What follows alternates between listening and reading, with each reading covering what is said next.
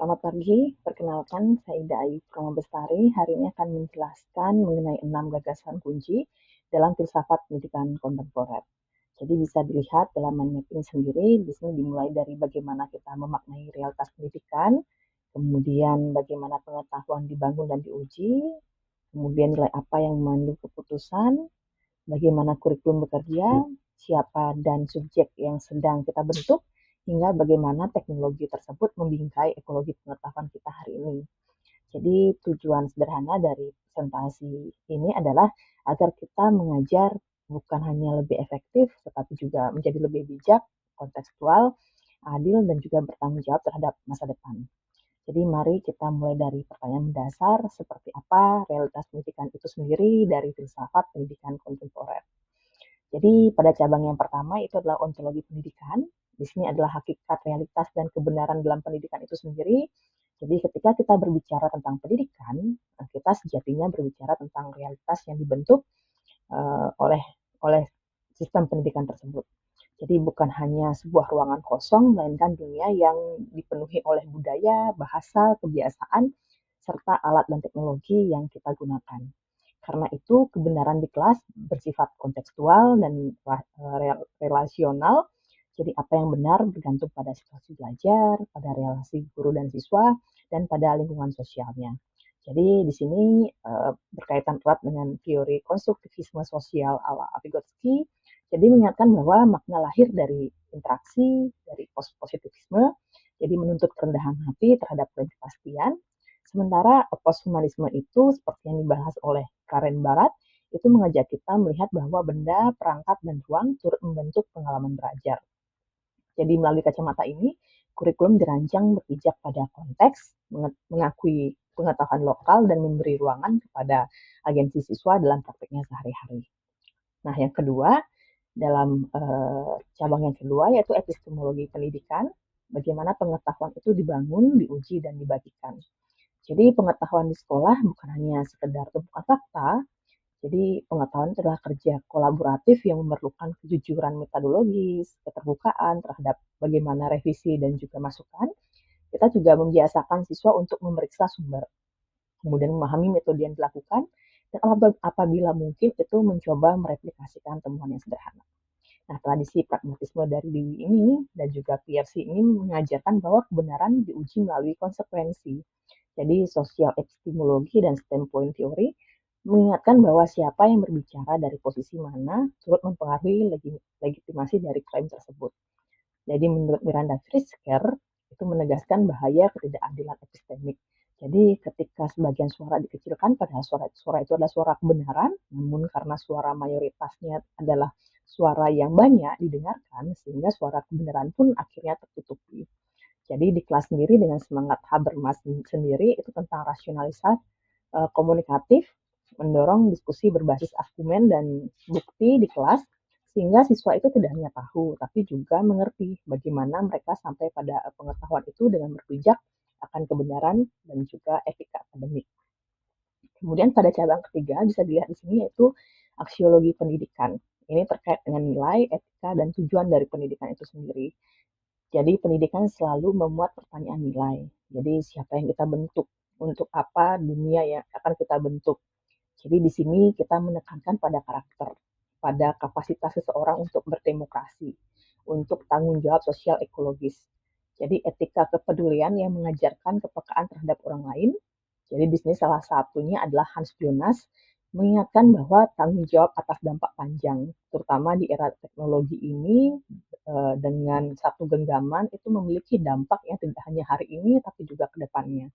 Kemudian ada teori kapabilitas sebagaimana yang dirumuskan oleh Nussbaum dan Sen, mengajak kita bertanya, apakah pendidikan benar-benar sungguh memperluas kemampuan nyata setiap peserta didik atau hanya semu saja. Jadi prakteknya itu dapat berupa proyek-proyek yang berbasis pelayanan masyarakat atau proyek yang berhubungan dengan sosial kemasyarakatan. Kebijakan sekolah juga adalah kebijakan yang hanya bukan untuk mayoritas, tapi juga berkebijakan pada minoritas, dan penilaian yang menghargai proses. Bukan hanya proses juga, tapi di dalamnya ada integritas, kejujuran, serta pertumbuhan dari tidak bisa menjadi bisa, kemudian bukan hanya skor akhir saja. Nah, pada cabang keempat, di sini ada kurikulum dan pedagogis. Jadi kurikulum sebenarnya bukan daftar topik yang bersifat dokumen, tetapi ia adalah praktek kultural dan politik yang membentuk cara pandang kita terhadap dunia.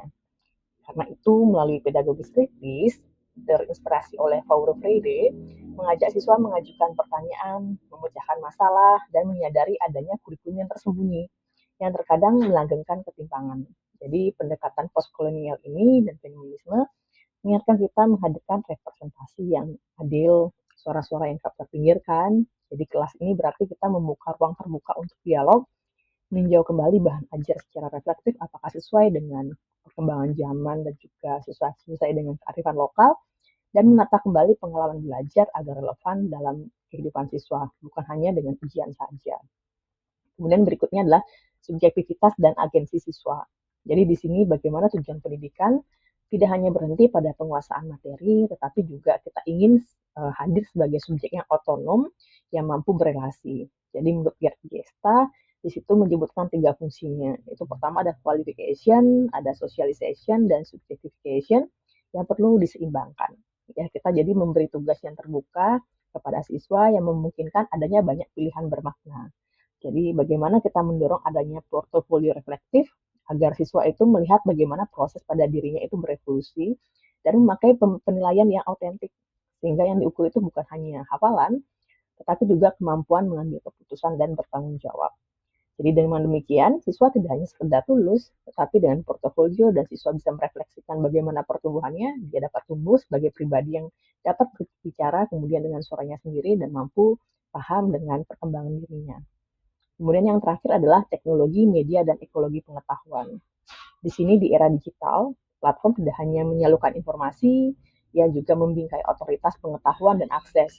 Karena itu, literasi media di sini sangat penting. Jadi bagian informasi dan data menjadi kompetensi dasar, kemudian memahami bias algoritma, bagaimana kita memeriksa kredibilitas dari suatu angka, suatu data, dan bersifat etis dalam menggunakan AI. Jadi kita merancang tugas kuratorial yang mendorong siswa melampaui echo chamber-nya. Jadi tidak hanya terkotak satu ruangan saja, dan membantu membandingkan perspektif dan bekerja kolaboratif dengan jejaring yang lain. Jadi transparansi di sini untuk menggunakan teknologi itu penting sebagai teknologi itu dianggap bukan hanya sebagai alat utama, tapi hanya alat bantu yang membantu perkembangan manusia. Jadi AI, kemudian teknologi itu sebagai alat bantu yang tidak menggantikan penalaran, melainkan memperkaya proses belajar itu sendiri. Tujuan akhirnya adalah ekologi pengetahuan yang sehat, kritis, inklusif, dan bertanggung jawab. Jadi 6 rangka ini saling menopang sehingga kita mampu memandang suatu pendidikan itu secara penuh. Jadi memandang realitas, cara kita mengetahui, nilai apa yang kita pegang, bagaimana kurikulum disusun, siapa subjek, dan bagaimana teknologi hadir di dalamnya untuk membantu, menopang.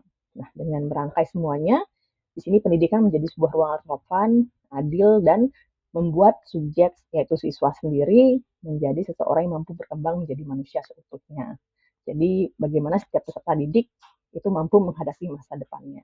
Nah, semoga apa yang saya sampaikan bermanfaat untuk kita semua dan kita mampu merancang pembelajaran yang lebih bermakna dan menguatkan peran kita sebagai pendidik di tengah perubahan zaman.